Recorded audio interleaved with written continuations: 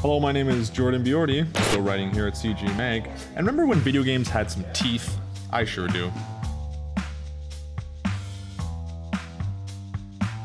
I think it's fairly safe to say that video games used to be a lot harder back in the good old days of the NES, and rightly so.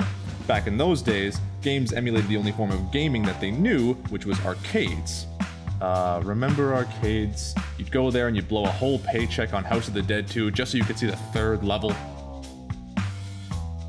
And for all you younglings that haven't seen an arcade before, basically they were designed as today's freemium mobile market.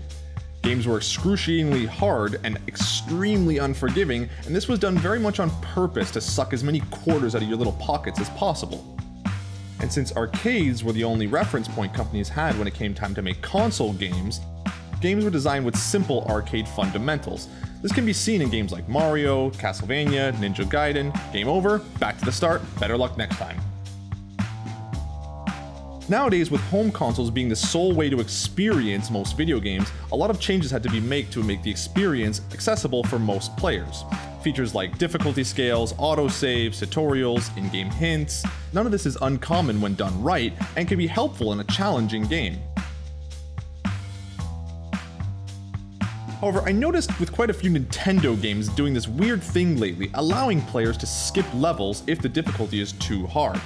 It started in Mario 3D Land with the Golden Leaf, a power-up that unlocked if you died 5 times in a level.